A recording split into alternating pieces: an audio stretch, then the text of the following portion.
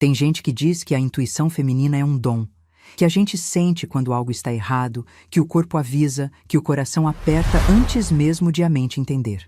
Mas eu vou ser sincera com vocês, eu não senti nada. Durante 22 anos, não senti absolutamente nada. E talvez essa seja a parte mais difícil de aceitar. Não a traição em si, mas o fato de que eu vivi uma mentira tão completa que nem meu próprio instinto foi capaz de perceber. Meu nome é Margarete Vieira Sampaio. Tenho 62 anos, nasci e cresci em Belo Horizonte, e até 3 anos atrás eu acreditava conhecer cada detalhe da minha própria vida. Conhecia meu marido há 40 anos, casada com ele há 38. Conhecia o cheiro dele depois do banho, o jeito que ele franzia a testa quando estava preocupado, o som da respiração dele enquanto dormia. Conhecia nossa casa, nossos filhos, nossa rotina de décadas. Eu achava que sabia tudo. Descobri que não sabia nada. A história que vou contar aconteceu numa terça-feira de setembro, daquelas terças-feiras comuns que não tem nada de especial. O céu estava cinza, aquele cinza típico de Belo Horizonte quando vai chover no fim da tarde. Eu tinha acabado de voltar do mercado e estava na cozinha guardando as compras. Renato, meu marido, tinha viajado no domingo para São Paulo, mais uma das suas viagens de negócios. 40 anos de profissão, engenheiro civil respeitado e mesmo aposentado, ainda prestava consultorias que exigiam essas idas e vindas constantes. Pelo menos era o que eu acreditava. Eram 2h15 da tarde quando meu celular tocou. O número era de Belo Horizonte, um número que eu não conhecia. Quase não atendi, achando que era alguma ligação de telemarketing, dessas que a gente recebe o dia inteiro tentando vender plano de telefone ou seguro de vida. Mas algo me fez deslizar o dedo na tela e atender. A voz do outro lado era feminina, jovem, e tinha uma hesitação que me chamou a atenção. Era o tipo de voz de quem está prestes a dizer algo difícil e não sabe bem como começar. Dona Margarete Vieira Sampaio? Confirmei que era eu. Aqui é Débora, do Banco Mercantil, Agência Central. A senhora pode falar um momento? Respondi que sim, já imaginando que era alguma confirmação de compra no cartão de crédito ou atualização cadastral. Essas coisas acontecem o tempo todo. Peguei um pano de prato e comecei a secar as mãos enquanto esperava ela continuar. Dona Margarete, eu preciso que a senhora venha ao banco agora. É uma situação delicada. Parei o que estava fazendo. Tinha algo no tom dela que me incomodou.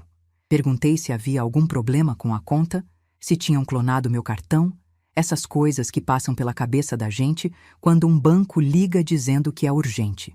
Não é exatamente isso, senhora. É que o seu marido está aqui na agência. Ele veio fazer uma transferência de valor alto e ele está acompanhado de uma mulher. Eu quase ri. Quase. Porque a situação parecia absurda. Meu marido estava em São Paulo, a quase 600 quilômetros dali, em reunião com um cliente.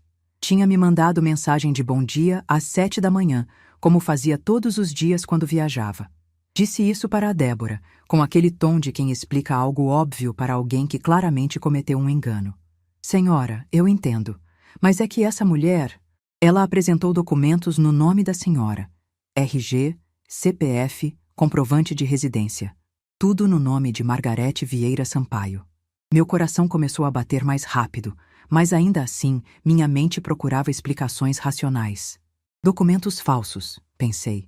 Alguém clonou minha identidade. Está tentando aplicar um golpe. Isso acontece, a gente vê no jornal toda semana. Então é uma fraude, eu disse, já pensando nos passos que teria que seguir. Boletim de ocorrência, bloqueio de documentos, essas coisas. É o que achamos também, Dona Margarete. Por isso estamos ligando. Mas tem uma coisa.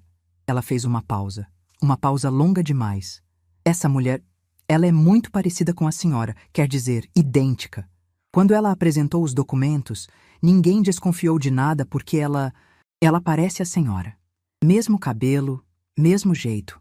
Por isso a gente achou estranho quando o sistema acusou inconsistência na assinatura. Fomos verificar e percebemos que a biometria não batia. Fiquei em silêncio. Não conseguia processar o que ela estava dizendo. Uma mulher idêntica a mim, com documentos no meu nome, no banco com meu marido que deveria estar em São Paulo. Nada daquilo fazia sentido. Dona Margarete, a senhora está aí? Respondi que sim, com a voz mais fraca do que eu gostaria. A senhora pode vir até a agência? Acho que é importante a senhora ver isso pessoalmente. Não sabemos bem como proceder e, sinceramente, nunca vimos uma situação assim. Desliguei o telefone e fiquei parada no meio da cozinha, olhando para as compras espalhadas na bancada. Latas de tomate pelado, um pacote de arroz, frutas que eu tinha escolhido com cuidado no mercado. Coisas tão banais, tão cotidianas. E de repente o mundo inteiro parecia ter saído do eixo. Peguei a bolsa e as chaves do carro no piloto automático. Não lembro de ter trancado a porta, não lembro de ter verificado se as janelas estavam fechadas. Só lembro de estar dirigindo pelas ruas de Belo Horizonte, com as mãos tremendo no volante, o coração batendo tão forte que eu conseguia sentir nos ouvidos. No caminho, minha mente tentava criar explicações. Talvez fosse tudo um mal-entendido. Talvez Renato tivesse voltado de São Paulo mais cedo e resolvido ir ao banco resolver alguma coisa. Talvez essa mulher fosse uma cliente dele, uma sócia, alguém que estava ali por coincidência. Talvez os documentos falsos fossem de uma golpista que não tinha nada a ver com ele, e a semelhança comigo fosse apenas isso, uma coincidência bizarra. Mas no fundo, numa parte de mim que eu não queria ouvir, uma voz baixinha sussurrava que algo estava muito errado, e que eu estava prestes a descobrir algo que mudaria minha vida para sempre. Cheguei ao banco em 20 minutos. Estacionei de qualquer jeito numa vaga na rua, nem me preocupei se estava certo ou não. Entrei na agência e fui direto ao balcão de atendimento. Disse meu nome e que a Débora tinha me ligado. A atendente me olhou com uma expressão estranha, um misto de curiosidade e pena, e pediu que eu aguardasse um momento. Poucos minutos depois, uma mulher de uns 30 e poucos anos veio me buscar. Era a Débora. Ela me cumprimentou com um aperto de mão formal, mas percebi que evitava me olhar diretamente nos olhos. Me guiou pelos corredores da agência, passando pelo setor de caixas, pelo gerente que levantou a cabeça para me ver passar, até chegarmos a uma porta no fundo, numa área reservada. Antes de abrir a porta, Débora parou. Colocou a mão no meu braço, num gesto que era ao mesmo tempo gentil e preocupante, e disse baixinho, quase num sussurro: "Senhora, se prepare." Eu não entendi o que ela quis dizer. Ou talvez entendi, mas me recusei a aceitar, porque aceitar significaria que tudo o que eu conhecia estava prestes a desmoronar. Ela abriu a porta. A primeira coisa que vi foi Renato. Meu marido de 38 anos estava sentado numa cadeira, do lado esquerdo de uma mesa de reunião. Ele estava pálido, mais pálido do que eu jamais tinha visto, com os olhos fixos no chão, os ombros curvados como se carregassem um peso invisível. Quando a porta se abriu, ele levantou os olhos e me viu. E naquele momento, naquele único segundo em que nossos olhares se cruzaram, eu vi algo que nunca tinha visto nele antes. Medo. Um medo visceral, primitivo. O medo de quem sabe que foi descoberto. Mas não foi isso que me fez perder o ar. Foi a mulher que estava de pé ao lado dele. Quando ela se virou para me olhar, o mundo parou. Literalmente parou. O som sumiu. O tempo congelou. E eu fiquei ali, parada na porta daquela sala, sentindo como se o chão tivesse sido arrancado debaixo dos meus pés. Era como olhar para um espelho de 20 anos atrás. Ela tinha o mesmo corte de cabelo que eu usava quando tinha 40 anos. Aquele corte na altura dos ombros, levemente repicado, que eu tinha mudado há anos, mas que Renato sempre disse que adorava. O tom da tintura era idêntico ao que eu fazia no salão da Dona Célia. Aquele castanho acobreado que disfarçava os fios brancos sem parecer artificial. As roupas eram do mesmo estilo que eu usava. Discretas, elegantes, cores neutras. Ela usava um conjunto de calça e blazer cinza, quase igual a um que eu tinha no armário. E no pescoço, um colar de pérolas. O mesmo colar de pérolas que Renato me deu no nosso 10º aniversário de casamento. Eu reconheceria aquele colar em qualquer lugar. O fecho dourado com um pequeno diamante, as pérolas perfeitamente redondas.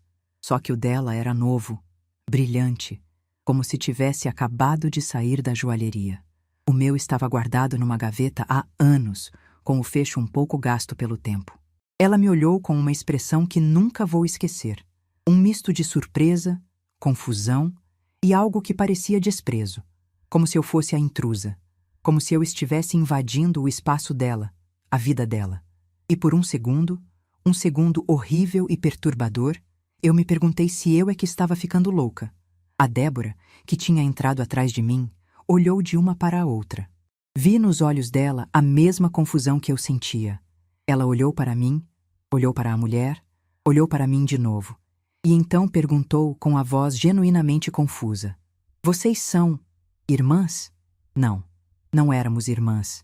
Eu nunca tinha visto aquela mulher na minha vida. E, ao mesmo tempo, estava olhando para uma versão de mim mesma que eu não sabia que existia. Renato finalmente se levantou. As pernas dele pareciam tremer. Ele abriu a boca para dizer alguma coisa, mas nenhum som saiu. Ficou ali, de pé entre nós duas, parecendo menor do que eu jamais o tinha visto. O engenheiro respeitado, o homem de negócios, o marido de quase 4 décadas, reduzido a uma sombra de si mesmo. Eu deveria ter gritado. Deveria ter chorado, feito um escândalo, exigido explicações. Era o que qualquer pessoa esperaria numa situação dessas. Mas eu não fiz nada disso.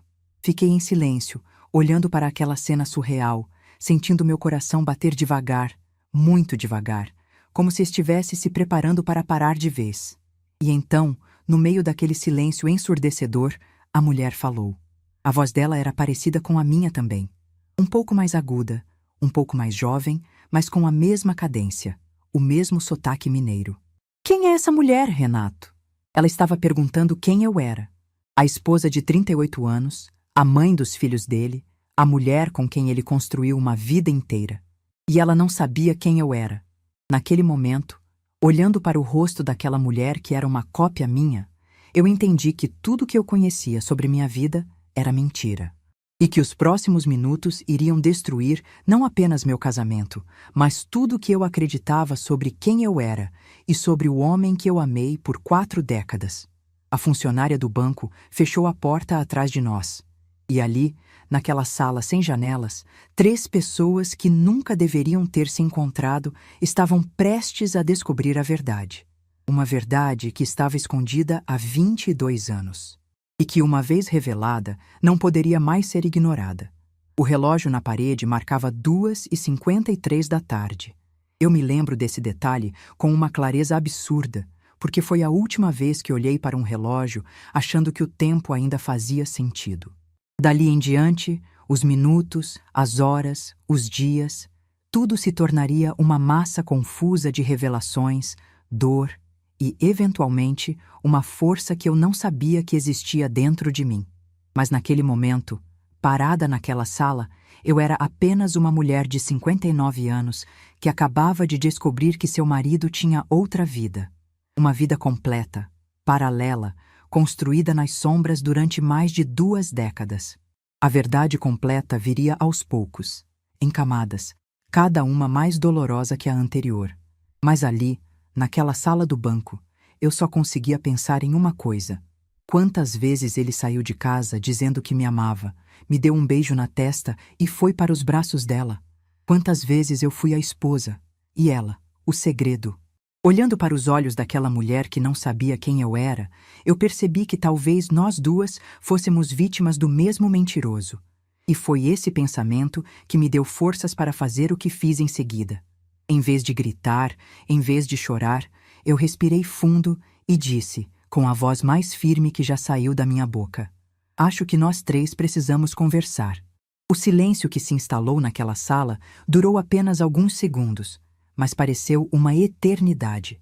Éramos 3 pessoas que nunca deveriam ter se encontrado, unidas por um homem que passou 2 décadas mentindo para todas nós. E agora, pela primeira vez, estávamos cara a cara com a verdade. Renato foi o primeiro a falar. A voz dele saiu fraca, quase um sussurro, completamente diferente do tom firme e seguro que eu conhecia há 40 anos. "Margarete, eu posso explicar?" Levantei a mão, pedindo silêncio. Não queria ouvir explicações. Não ainda. Primeiro, eu precisava entender o que estava acontecendo ali. Precisava montar as peças daquele quebra-cabeça antes de deixar ele tentar embaralhar tudo de novo com palavras bonitas e desculpas ensaiadas. Olhei para a mulher. Ela também estava em silêncio, mas percebi que as mãos dela tremiam. Não era só surpresa nos olhos dela. Era medo e confusão. A mesma confusão que eu sentia. Qual é o seu nome? Perguntei, com uma calma que me surpreendeu. Ela hesitou. Olhou para Renato como se pedisse permissão para responder e depois voltou a me encarar. Simone. Simone Ribeiro. E há quanto tempo você conhece o Renato? Mais uma vez, ela olhou para ele. E mais uma vez, ele desviou os olhos, covarde demais para enfrentar qualquer uma de nós. 22 anos, ela respondeu, a voz falhando. Nós somos casados há 20 anos. Casados. A palavra me atingiu como um soco no estômago. Não era uma amante, uma aventura, uma fraqueza momentânea. Era uma esposa, outra esposa. Enquanto eu lavava as roupas dele, preparava as refeições dele, esperava ele voltar das viagens, ele tinha outra mulher em outro lugar, fazendo exatamente a mesma coisa. Casados, repeti, deixando a palavra pairar no ar. E você sabe que eu existo? O rosto de Simone se contorceu numa expressão de dor que por um instante me fez sentir pena dela. Ela balançou a cabeça negativamente e quando falou, a voz estava embargada. Ele me disse que era viúvo, que a esposa tinha falecido num acidente de carro há mais de 20 anos, que tinha 2 filhos que moravam longe e não falavam com ele por causa do trauma da perda. Rui senti as pernas fraquejarem e precisei me apoiar na mesa. Viúvo. Ele disse que eu tinha morrido. Transformou-me num fantasma, numa memória triste que justificava porque ele precisava reconstruir a vida. E usou meus próprios filhos como parte da mentira. A funcionária do banco, Débora, que tinha ficado num canto da sala observando tudo, pigarreou e disse que ia nos dar privacidade. Antes de sair, olhou para mim com um olhar que dizia mais do que qualquer palavra. Um olhar de solidariedade, de mulher para mulher. Ela fechou a porta atrás de si e ficamos os 3 sozinhos. Você tem filhos com ele? Perguntei para Simone, embora já soubesse a resposta. Precisava ouvir da boca dela. 2. Bruno tem 19 anos, Amanda tem 16. Fechei os olhos por um momento. 19 anos. Isso significava que ela engravidou 3 anos depois de se conhecerem. Quando meu filho Gustavo tinha 17 anos e minha filha Patrícia tinha 14. Enquanto eu estava em casa cuidando dos nossos adolescentes, Renato estava fazendo outra família em algum lugar de Belo Horizonte. Onde vocês moram? Perguntei. No Buritis. O Buritis ficava a menos de 20 minutos da nossa casa no Sion. 20 minutos. Durante 22 anos, a outra família do meu marido viveu a 20 minutos de distância de mim. E eu nunca soube. Nunca desconfiei. Nunca vi nada de estranho. Ou será que vi e não quis enxergar? Renato continuava em silêncio, afundado na cadeira como se quisesse desaparecer. O homem que eu conhecia, ou achava que conhecia, sempre tinha resposta para tudo. Era articulado, convincente, sabia se sair de qualquer situação com elegância. Mas ali, naquela sala, ele estava completamente derrotado. Todas as mentiras, todos os anos de vida dupla tinham finalmente desmoronado, e ele não tinha mais onde se esconder. Por que ela é parecida comigo? Perguntei, finalmente abordando a questão que me assombrava desde que entrei naquela sala. Renato levantou os olhos pela primeira vez. Vi algo neles que não conseguia identificar. Vergonha? Culpa? Ou algo mais perturbador? Margarete, não é o que você está pensando. Eu não estou pensando nada, Renato. Estou perguntando. Por que essa mulher parece comigo? O cabelo, as roupas, o colar de pérolas. Por que ela é uma cópia minha? Simone se virou para ele e percebi que a ficha estava começando a cair para ela também. Ela olhou para mim, olhou para si mesma e algo mudou no rosto dela. Como se estivesse vendo a situação pela primeira vez, de fora. Renato, ela disse, a voz tremendo. O que ela está dizendo? Ele não respondeu. O colar, Simone continuou, levando a mão ao pescoço. Você me deu esse colar no nosso 10º aniversário. Você disse que tinha mandado fazer especialmente para mim. Ele me deu um idêntico, eu disse. No nosso 10º aniversário, há 28 anos. O rosto de Simone ficou branco. Ela olhou para Renato com uma expressão de horror que eu nunca vou esquecer. E então, num gesto que parecia quase involuntário, ela arrancou o colar do pescoço e jogou em cima da mesa. As pérolas fizeram um barulho seco contra a madeira. "O que mais?" ela perguntou, a voz subindo. "O que mais é igual?" Comecei a listar, com uma calma que eu não sabia de onde vinha. Talvez fosse o choque, talvez fosse algum mecanismo de defesa que me impedia de desmoronar, ou talvez fosse simplesmente a raiva fria, calculada, que estava se formando no fundo do meu peito. O corte de cabelo.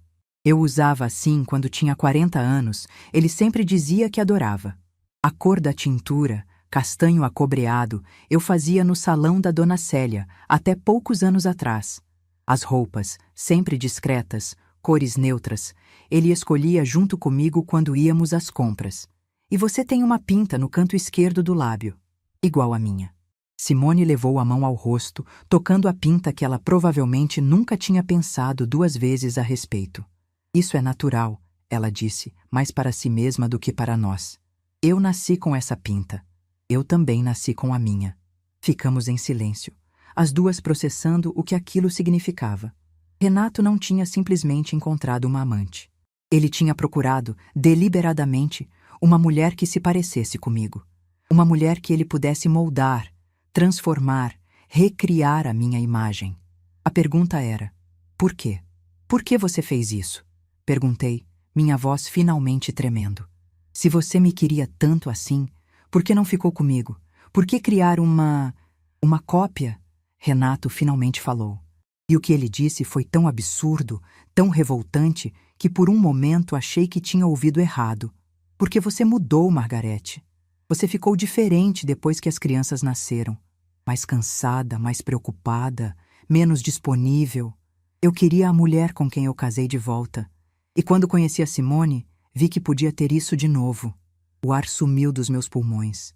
Eu tinha ficado diferente depois que as crianças nasceram. Claro que tinha ficado diferente. Eu estava criando 2 seres humanos, cuidando de uma casa, abrindo mão da minha carreira para que ele pudesse crescer na dele. Eu estava exausta, sobrecarregada, fazendo o trabalho de 3 pessoas, enquanto ele viajava o país, fechando contratos e acumulando prestígio. E a minha recompensa por tudo isso foi ser substituída por uma versão mais jovem de mim mesma. Simone estava chorando agora, lágrimas silenciosas escorrendo pelo rosto. Ela também estava entendendo. Ela não era uma mulher que Renato amava. Era um projeto, uma experiência, uma tentativa de recriar algo que ele achava que tinha perdido, sem nunca ter feito o mínimo esforço para valorizar o que tinha na frente dele. "Você me moldou", Simone disse, a voz carregada de dor. "O salão de beleza onde você sempre me levava, as roupas que você comprava para mim, as aulas de etiqueta que você insistiu que eu fizesse, você estava me transformando nela." "Não é assim." Renato tentou se defender, mas a voz dele soava patética. "É exatamente assim", eu disse. "Você nos usou, as duas. Você me manteve em casa, cuidando da sua vida, enquanto construía uma fantasia em outro lugar. E você usou essa mulher como uma boneca, moldando ela para ser o que você queria que eu fosse." A funcionária bateu na porta e entrou, dizendo que a polícia havia chegado. A tentativa de transferência com documentos falsos era crime, e o banco tinha acionado as autoridades enquanto esperávamos. Renato seria levado para prestar esclarecimentos. Simone também. Antes de saírem, olhei para Simone uma última vez. Ela estava destruída, os olhos vermelhos, a maquiagem borrada. Mas quando nossos olhares se cruzaram, vi algo ali que reconheci. A mesma dor, a mesma traição, o mesmo vazio de quem descobre que a vida inteira foi uma mentira. "Eu sinto muito", ela disse baixinho. "Eu não sabia." "Eu sei", respondi. "Eu também não sabia." Levaram os 2. E eu fiquei ali, sozinha naquela sala, olhando para o colar de pérolas que Simone tinha arrancado do pescoço e jogado na mesa. Peguei o colar e segurei nas mãos. Era idêntico ao meu. Exatamente idêntico. Cada pérola, cada detalhe do fecho, tudo igual. Ele não tinha simplesmente traído. Ele tinha tentado me duplicar. E isso, de alguma forma, era ainda pior do que uma traição comum, porque significava que ele nunca me viu como uma pessoa. apenas como um modelo que podia ser copiado, substituído, descartado quando não servisse mais. Saí do banco quando o sol já estava se pondo. O céu tinha aquela cor alaranjada de fim de tarde e as ruas estavam cheias de gente voltando do trabalho, vivendo suas vidas normais. Entrei no carro e fiquei parada, sem ligar o motor, olhando para o nada. Meu casamento tinha acabado. Minha vida como eu conhecia tinha acabado. E eu ainda nem tinha absorvido completamente o que havia descoberto. Mas no meio de toda aquela dor, de toda aquela confusão, uma coisa estava clara. Eu não ia chorar, não ia desmoronar, não ia implorar explicações ou aceitar desculpas.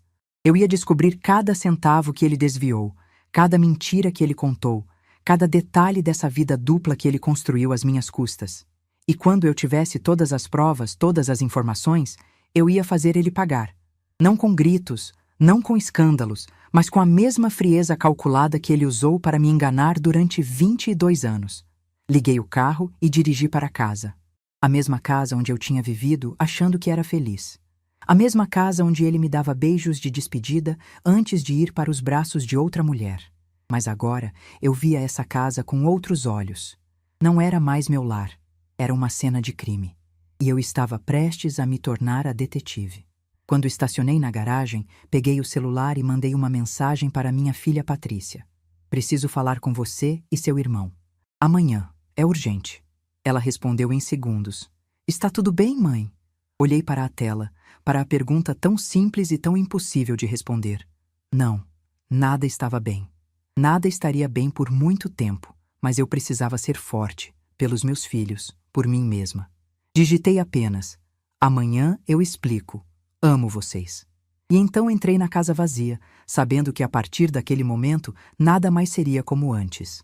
A casa estava escura e silenciosa. Os mesmos móveis de sempre, as mesmas fotos nas paredes, o mesmo cheiro de lavanda do aromatizador que eu colocava na entrada. Tudo igual, e ao mesmo tempo, completamente diferente. Fui até a cozinha, onde as compras do mercado ainda estavam espalhadas na bancada, exatamente onde eu tinha deixado horas antes, quando a ligação do banco interrompeu minha tarde comum. As latas de tomate pelado, o pacote de arroz, as frutas que eu tinha escolhido com cuidado, comida para um jantar que nunca seria preparado. Guardei tudo mecanicamente, mais por hábito do que por necessidade.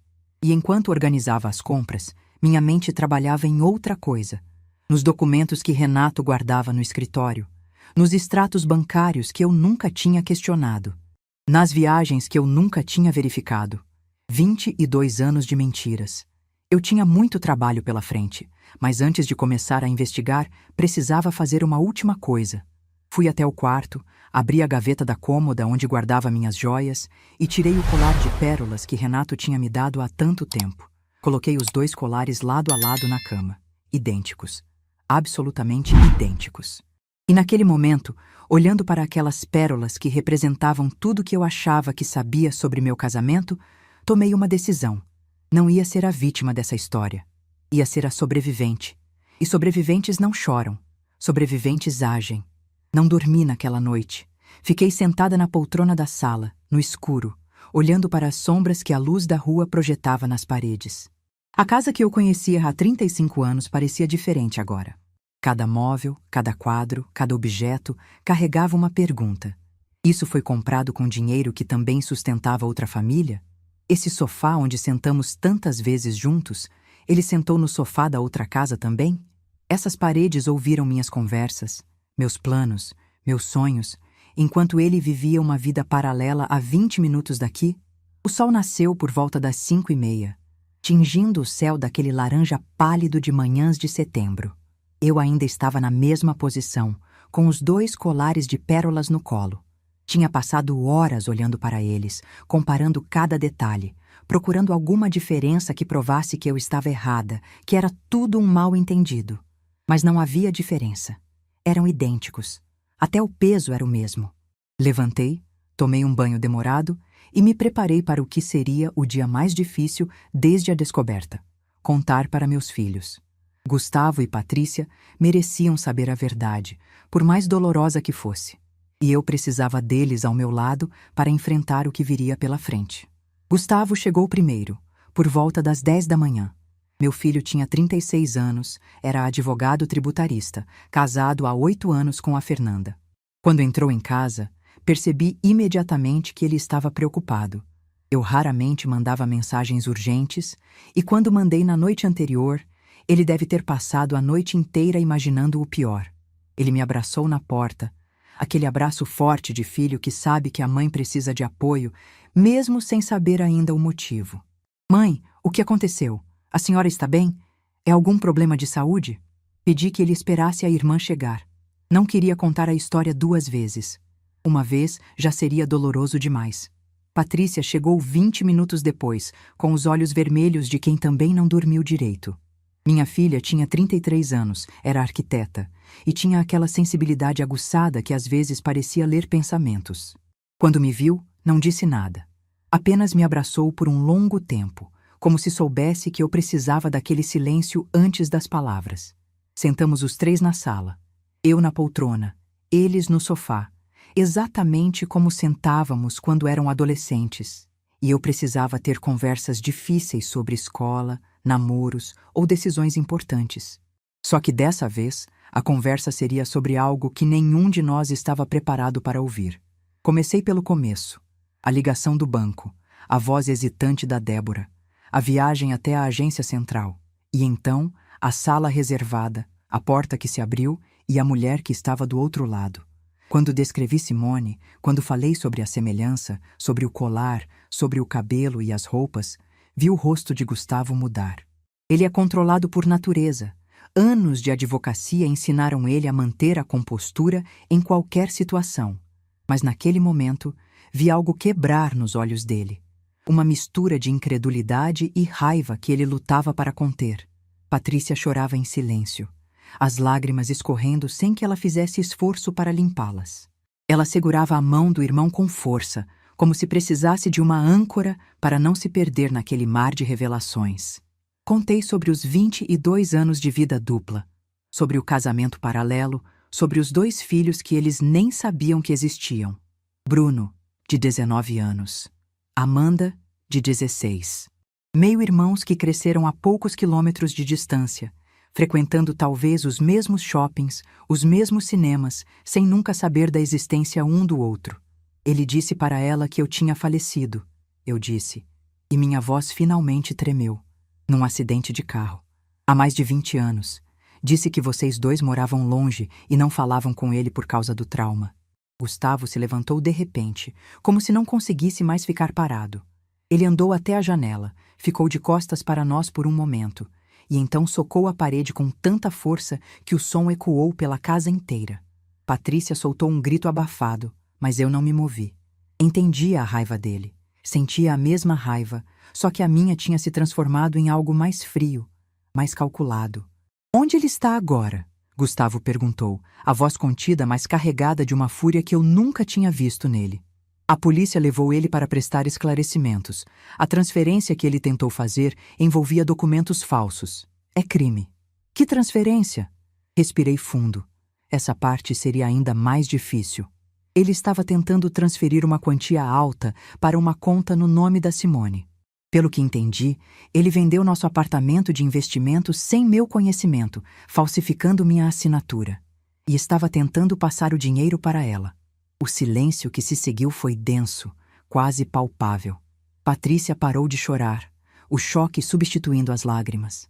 Gustavo se virou para me encarar, o rosto vermelho, a mão que tinha socado a parede começando a inchar. Ele ia te deixar sem nada, minha filha disse, a voz falhando. Depois de tudo que a senhora fez por ele, depois de todos esses anos, ele ia simplesmente te descartar? Aparentemente sim. Gustavo voltou a se sentar, mas dessa vez no chão, encostado no sofá, como fazia quando era adolescente e precisava processar alguma informação difícil. Ele ficou em silêncio por um longo momento, olhando para o nada, e quando finalmente falou, a voz estava mais calma, mas não menos determinada. Mãe, eu sou advogado. Não trabalho com família, mas conheço gente que trabalha. A senhora não vai passar por isso sozinha, e ele não vai sair impune. Patrícia se ajoelhou ao meu lado e segurou minhas mãos. O que a senhora precisa que a gente faça? Qualquer coisa. Estamos aqui. Olhei para meus 2 filhos, aquelas 2 pessoas que eu criei com tanto amor, que eu protegi de tantas coisas ao longo da vida. E agora eles estavam ali, prontos para me proteger. A inversão de papéis era estranha, mas também reconfortante. Eu não estava sozinha. Preciso de uma advogada boa, eu disse. Alguém especializado em direito de família e crimes financeiros. Vou me divorciar e vou descobrir cada centavo que ele desviou nos últimos 20 anos. Gustavo assentiu, já pegando o celular. Conheço alguém. Doutora Helena Vasconcelos. É uma das melhores de Belo Horizonte. Trabalhamos juntos num caso há alguns anos. Vou ligar para ela agora. Enquanto Gustavo se afastava para fazer a ligação, Patrícia permaneceu ao meu lado, segurando minhas mãos como se tivesse medo de que eu fosse desaparecer se ela soltasse. Mãe, ela disse baixinho, como a senhora está se sentindo? De verdade? Pensei na pergunta por um momento. Como eu estava me sentindo? Traída, humilhada, enganada, mas também algo mais. Algo que eu não esperava sentir. Aliviada, respondi, e vi a surpresa nos olhos dela. Parece estranho, eu sei. Mas durante anos eu senti que algo estava errado, mesmo sem saber o quê. Agora eu sei. E saber, por mais doloroso que seja, é melhor do que viver na escuridão. Patrícia me abraçou novamente e ficamos assim até Gustavo voltar. Consegui falar com a doutora Melena. Ela pode nos receber amanhã às 9 da manhã. Disse que, pelo que descrevi, temos um caso forte. Muito forte.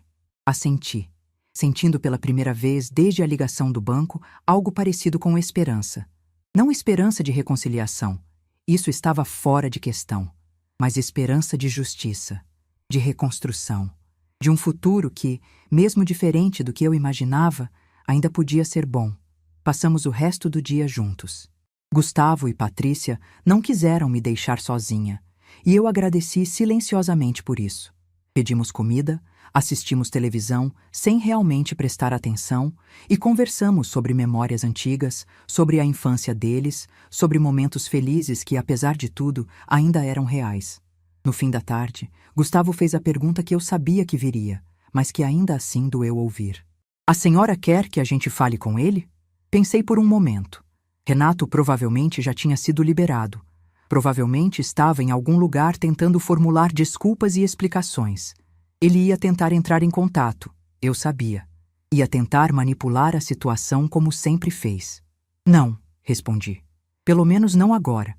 Primeiro vamos falar com a advogada, entender nossos direitos, organizar tudo. Quando eu confrontá-lo de novo, quero estar preparada.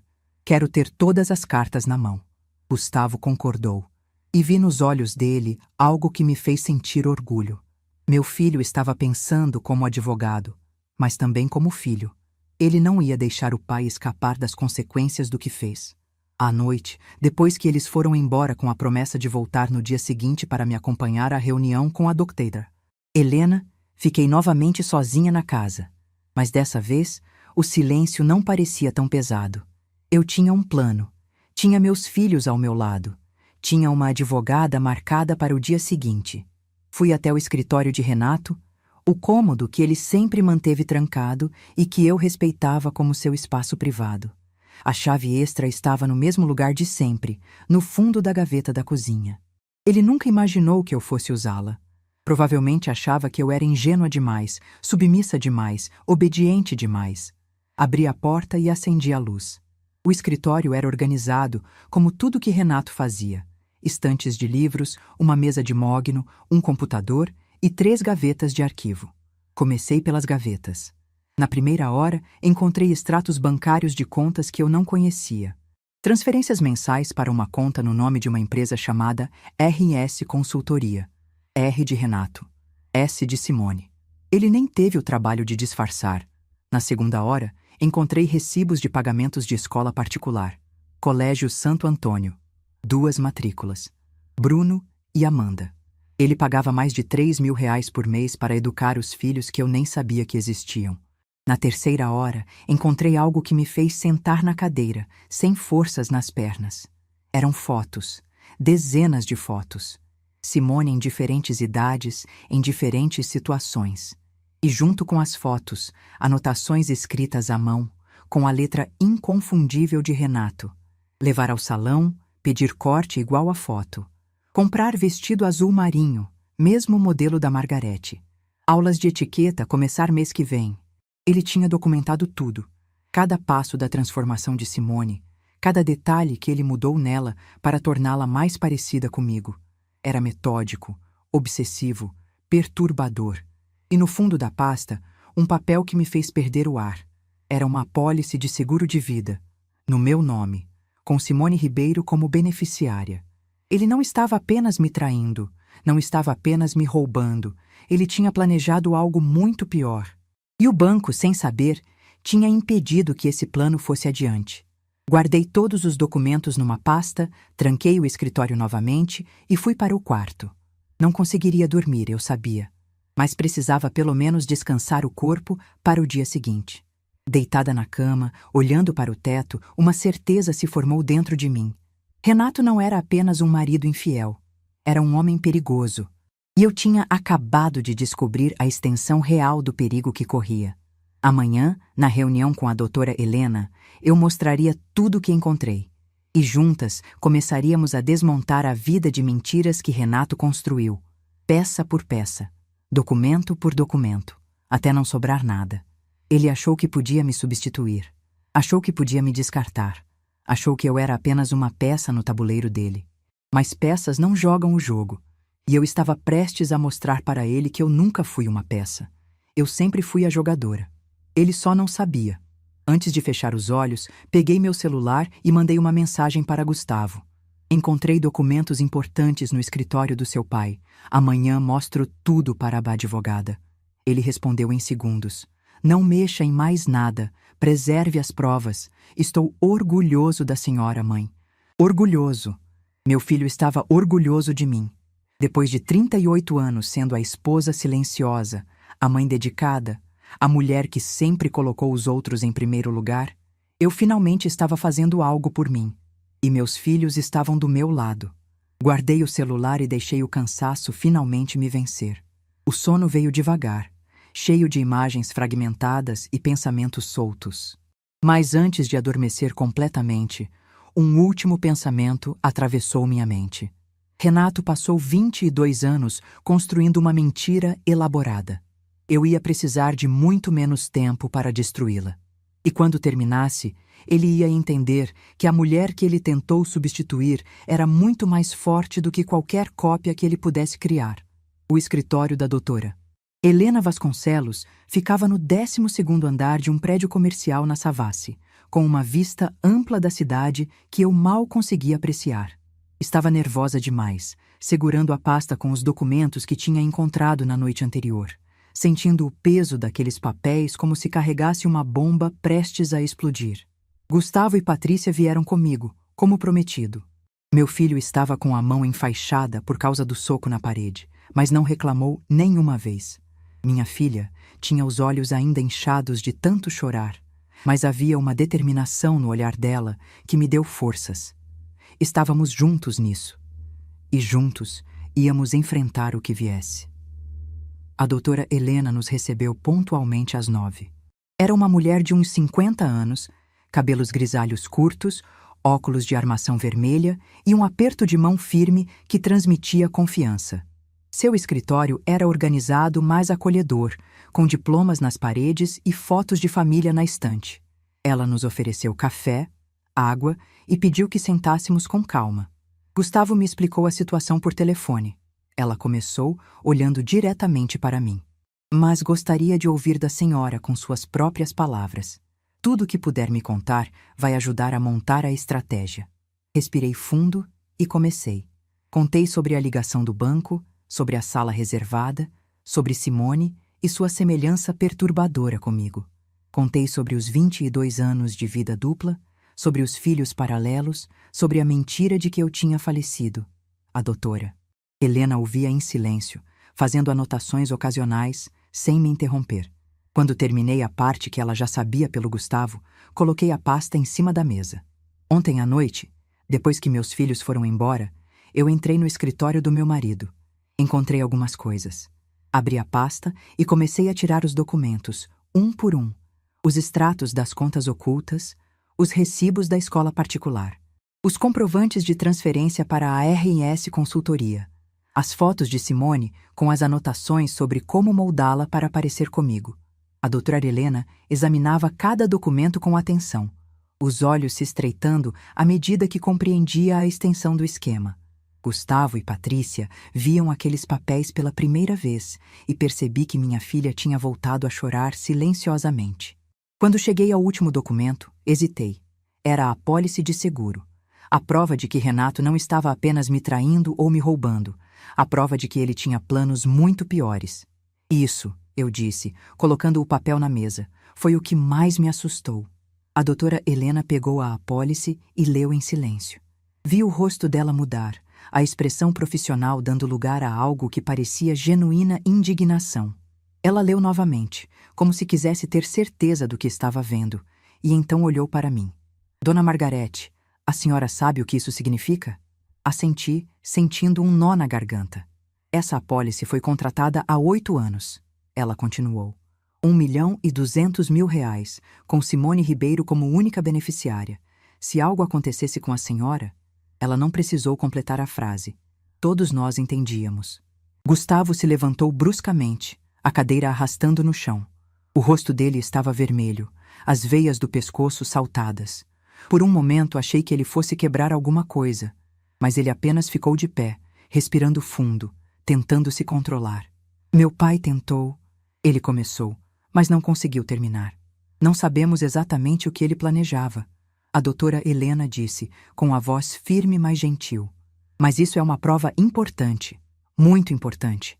Combinado com a tentativa de transferência fraudulenta e todos esses documentos, temos um caso que vai muito além de um simples divórcio.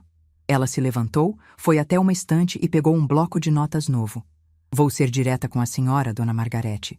O que temos aqui configura múltiplos crimes. Bigamia, já que ele se casou oficialmente com outra pessoa enquanto ainda era casado com a senhora. Estelionato, pelas transferências fraudulentas. Falsidade ideológica, pelos documentos falsos que Simone usou no banco. E essa apólice, isso pode configurar algo ainda mais grave, dependendo do que a investigação revelar. Patrícia segurou minha mão com força. O que a gente faz agora? Ela perguntou. Primeiro, vamos protocolar o pedido de divórcio litigioso com partilha de bens. Vou pedir bloqueio cautelar de todas as contas e bens em nome dele para evitar que ele tente esconder mais patrimônio. Segundo, vou encaminhar esses documentos para um colega que trabalha com direito penal. Ele vai analisar se cabe uma denúncia criminal formal. Terceiro, vamos contratar um investigador particular para mapear todo o patrimônio oculto. Pelo que estou vendo aqui, isso é só a ponta do iceberg. As próximas 2 horas foram intensas. Assinei procurações, autorizações, documentos que eu mal tinha tempo de ler antes de assinar. A doutora Helena explicava cada passo, cada estratégia, cada possível desdobramento. Gustavo, com seu conhecimento jurídico, fazia perguntas técnicas que eu não teria pensado em fazer. Patrícia tomava notas no celular, organizando tudo para que pudéssemos revisar depois. Quando finalmente saímos do escritório, já passava do meio-dia. O sol estava forte, típico de setembro em Belo Horizonte, e as ruas da Savassi estavam cheias de gente no horário de almoço. Pessoas normais, vivendo vidas normais, sem saber que ao lado delas caminhava uma mulher cuja vida tinha sido completamente virada do avesso. Fomos almoçar num restaurante próximo, mais por necessidade do que por vontade. Nenhum de nós tinha muita fome, mas precisávamos manter as forças. Enquanto esperávamos a comida, Gustavo finalmente disse o que estava engasgado nele desde que viu a apólice. Mãe, a senhora precisa sair daquela casa. Olhei para ele, surpresa. Pelo menos temporariamente, ele continuou. Não sabemos o que aquele homem é capaz de fazer. Se ele tinha esse tipo de plano, se ele estava disposto a ir tão longe... Seu irmão tem razão, Patrícia concordou. A senhora pode ficar na minha casa. Tenho 1 quarto sobrando e o Eduardo não vai se importar. Pensei na proposta. A ideia de sair da minha própria casa me incomodava, parecia uma derrota. Mas ao mesmo tempo, Gustavo tinha razão. Eu não conhecia mais o homem com quem fui casada por 38 anos. Não sabia do que ele era capaz. Tudo bem, concordei. Mas só até as coisas se resolverem. Aquela casa é minha também, e não vou deixar ele me expulsar do que é meu por direito. Depois do almoço, fomos até a casa para pegar algumas roupas e objetos pessoais. Gustavo insistiu em entrar primeiro, verificar se Renato não estava lá. A casa estava vazia, exatamente como eu tinha deixado. Fiz uma mala rápida, peguei documentos importantes, algumas fotos dos meninos quando eram pequenos e a pasta com todas as provas que tinha encontrado. Antes de sair, parei na porta do escritório de Renato. A porta estava trancada novamente, como eu tinha deixado. Ele provavelmente ainda não sabia que eu tinha entrado lá, que tinha descoberto seus segredos mais obscuros. Mãe, vamos, Gustavo chamou da porta. Dei uma última olhada na casa que foi meu lar por 35 anos e saí sem olhar para trás. As semanas seguintes foram um turbilhão. A doutora Helena trabalhou rápido, protocolando o divórcio e conseguindo o bloqueio cautelar dos bens em tempo recorde. O investigador particular que ela contratou, um ex-policial chamado Senhor Moreira, começou a mapear o patrimônio oculto de Renato e os resultados eram piores do que eu imaginava. Além da casa no Burites onde Simone morava, havia um apartamento na praia, em Guarapari, comprado há 15 anos e que eu nunca soube que existia. Havia um carro de luxo registrado no nome da empresa de fachada. Havia investimentos em fundos que eu desconhecia, um total que chegava perto de 3 milhões de reais. 3 milhões que ele acumulou enquanto eu controlava cada centavo do orçamento doméstico, achando que não tínhamos folga financeira. O Sr. Moreira também descobriu algo que me abalou profundamente. Durante os últimos 5 anos, Renato tinha contratado 3 apólices de seguro de vida diferentes, todas com valores altos, todas com Simone como beneficiária. A primeira foi cancelada depois de 2 anos, provavelmente porque ele percebeu que parecia suspeito. A segunda foi substituída pela terceira, com valor ainda maior. Dona Margarete, o Sr. Moreira disse quando me apresentou essas descobertas. Na minha experiência de 30 anos de polícia, esse padrão de comportamento indica planejamento. Não posso afirmar o que ele pretendia fazer, mas posso dizer que ele estava se preparando para algo. Renato tentou entrar em contato várias vezes durante esse período. Ligações que eu não atendi, mensagens que eu não respondi, até uma visita à casa de Patrícia que terminou com Gustavo, dizendo que ele seria processado por assédio se aparecesse novamente. Ele estava desesperado. Eu sabia. Desesperado para controlar a narrativa, para se explicar, para me convencer de que tudo era um mal-entendido. Mas eu não queria ouvir explicações. Não havia explicação possível para 22 anos de mentiras, para uma família paralela, para apólices de seguro que me transformavam em um obstáculo a ser removido. O processo de divórcio seguiu seu curso. Renato contratou um advogado caro, tentou contestar o bloqueio de bens, alegou que eu estava agindo por vingança, que os documentos tinham sido obtidos ilegalmente. Mas a doutora Helena estava preparada para cada movimento dele. Cada contestação era rebatida com provas ainda mais contundentes. Cada mentira era desmascarada com documentos que ele nem sabia que existiam. Simone também foi processada. Falsidade ideológica, estelionato, tentativa de fraude bancária. Ela tentou alegar que não sabia de nada, que era vítima tanto quanto eu. Mas os documentos no escritório de Renato contavam outra história. Ela sabia dos documentos falsos, sabia das transferências, sabia que estava ajudando a roubar uma mulher que achava estar há 2 décadas no cemitério. 3 meses depois da ligação do banco, o juiz deu a sentença preliminar do divórcio.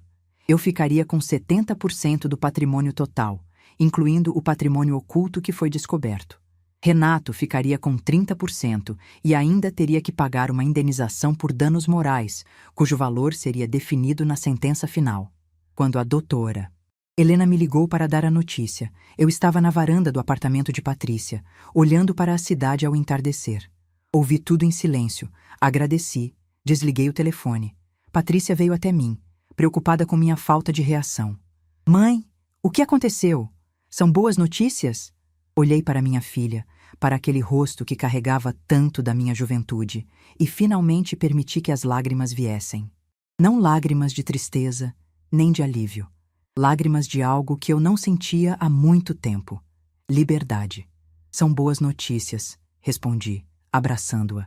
Muito boas. Naquela noite, pela primeira vez em meses, dormi em paz. Não estava tudo resolvido ainda. O processo criminal ainda estava em andamento. A sentença final do divórcio levaria mais alguns meses, e eu ainda precisava reconstruir minha vida do zero. Mas o pior tinha passado. A verdade estava exposta, a justiça estava sendo feita, e eu tinha provado para mim mesma que era muito mais forte do que jamais imaginei. Renato quis me substituir por uma cópia mais jovem e mais controlável. Mas cópias são apenas isso. Cópias.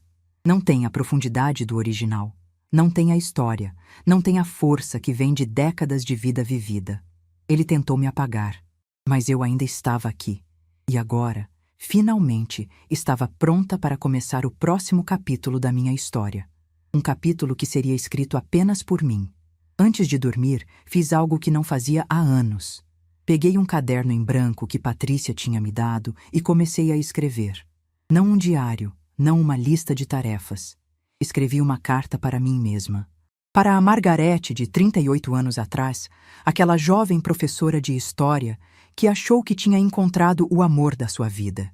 Escrevi sobre as escolhas que fiz, sobre os sacrifícios que pareciam necessários na época, sobre os sinais que talvez eu tenha ignorado sem perceber.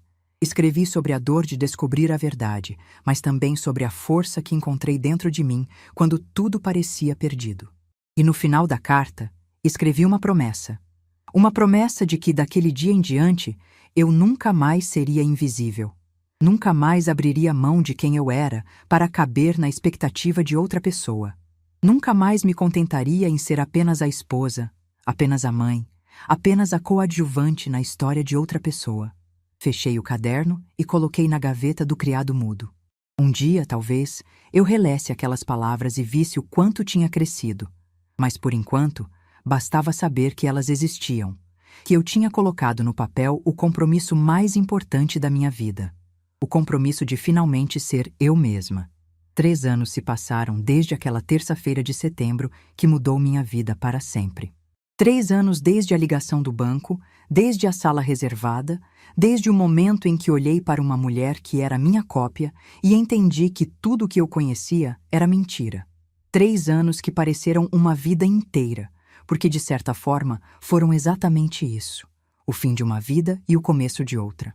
Hoje moro num apartamento no centro de Belo Horizonte. É menor do que a casa onde passei 35 anos, mas tem algo que aquela casa nunca teve. É completamente meu. Cada móvel foi escolhido por mim. Cada quadro na parede reflete meu gosto. Cada canto carrega minha personalidade. Não há fantasmas aqui, não há mentiras escondidas nas gavetas, não há a sombra de um homem que passou décadas me enganando.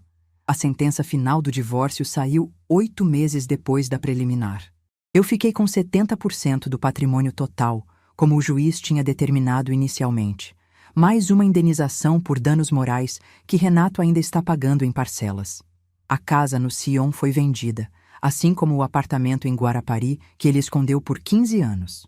O dinheiro me deu segurança financeira para o resto da vida, mas mais importante do que isso, me deu liberdade. Simone foi condenada por falsidade ideológica e tentativa de fraude. Pegou uma pena alternativa, prestação de serviços comunitários e pagamento de multa. Não foi para a cadeia, mas a vida dela desmoronou de outras formas. Perdeu o emprego quando a história se espalhou, perdeu a casa no Buritis que foi penhorada para pagar parte das dívidas, perdeu a imagem de mulher respeitável que tinha construído durante 2 décadas. E Renato perdeu tudo que realmente importava. Não foi preso, embora o processo criminal ainda esteja em andamento. Mas perdeu a família que desprezou, perdeu o respeito dos filhos que criou comigo, perdeu a outra família que sustentou na mentira. Bruno e Amanda, os filhos dele com Simone, descobriram a verdade sobre o pai e sobre a mãe deles. Descobriram que foram fruto de uma relação construída sobre os escombros de outra família. Pelo que soube, eles também se afastaram. Gustavo e Patrícia cortaram relações com o pai completamente. Não foi algo que eu pedi ou incentivei, foi uma decisão deles, tomada depois de verem a extensão das mentiras e dos planos que ele tinha para mim. Meu filho, o advogado controlado que sempre tentava ver os dois lados de cada situação, me disse que não conseguia olhar para Renato sem sentir nojo. Minha filha, a arquiteta sensível que sempre acreditou no melhor das pessoas, disse que o pai que ela conhecia nunca existiu de verdade. Às vezes, me pergunto se fui muito dura, se deveria ter dado uma chance para explicações, para desculpas, para algum tipo de reconciliação. Mas então lembro das apólices de seguro. 3 apólices diferentes, todas com valores altos, todas com Simone como beneficiária. Lembro do padrão que o Sr. Moreira identificou, do planejamento meticuloso, dos anos de preparação para algo que nunca chegou a acontecer. E a dúvida desaparece. Algumas pessoas não merecem segundas chances. Algumas traições são grandes demais para serem perdoadas. E alguns homens revelam quem realmente são apenas quando suas máscaras finalmente caem. Foi 6 meses depois da sentença final que aconteceu o encontro que eu não esperava. Eu estava no supermercado perto do meu apartamento, escolhendo frutas na seção de hortifruti, quando senti alguém me observando. Levantei os olhos e vi Simone parada a alguns metros de distância, com um carrinho quase vazio e uma expressão de quem não sabe se deve se aproximar ou fugir. Ela estava diferente. O cabelo estava curto agora, num corte prático que não se parecia em nada com o meu. As roupas eram mais simples, sem a elegância estudada de antes. Parecia mais velha, mais cansada, como se os últimos meses tivessem cobrado um preço alto. Quando nossos olhares se cruzaram, vi algo nos olhos dela que reconheci. A mesma exaustão de quem passou por uma guerra e sobreviveu, mas não sem cicatrizes. Ela hesitou por um momento, depois veio até mim. Paramos frente a frente, 2 mulheres que tinham sido moldadas pelo mesmo homem, destruídas pela mesma mentira, e agora tentavam reconstruir suas vidas separadamente. Dona Margarete, ela disse, a voz baixa. Eu não sabia se deveria falar com a senhora, mas esperei em silêncio. Não tinha raiva dela, não mais. A raiva tinha se dissipado com o tempo, substituída por algo mais parecido com pena. Ela também tinha sido vítima, de uma forma diferente da minha, mas vítima mesmo assim. Eu queria pedir desculpas, ela continuou. Não pelas coisas que eu sabia, porque dessas eu já paguei o preço, mas pelas coisas que eu deveria ter percebido e não percebi. Pelos sinais que eu ignorei, porque era mais fácil acreditar na mentira. Fiquei em silêncio por um momento, processando as palavras dela. Ela continuou, como se precisasse colocar para fora algo que estava engasgado há muito tempo. Ele me disse que a senhora tinha partido num acidente de carro, há mais de 20 anos, que os filhos de vocês moravam longe e não falavam com ele por causa do trauma. Eu acreditei porque queria acreditar. Porque era mais fácil do que questionar, do que investigar, do que admitir que talvez eu estivesse construindo minha vida sobre uma mentira. Ela fez uma pausa, os olhos marejados. Mas no fundo, eu acho que sempre soube que algo estava errado. As viagens constantes, os horários estranhos, as desculpas que nunca faziam sentido completo.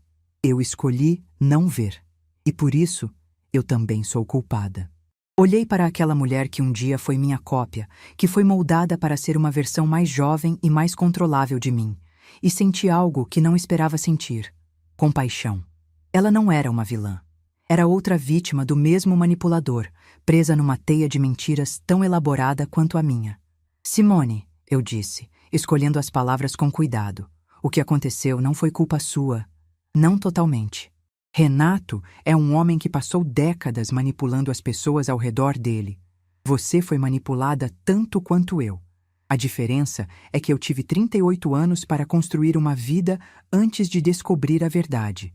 Você teve 22 anos construindo uma vida sobre uma fundação de mentiras. Ela assentiu, as lágrimas escorrendo agora. O que eu não consigo perdoar, continuei, é a participação nos documentos falsos. Você sabia que estava usando meu nome, minha identidade. Isso você fez conscientemente. Eu sei, ela disse. E eu paguei por isso. Ainda estou pagando. Ficamos em silêncio por um momento.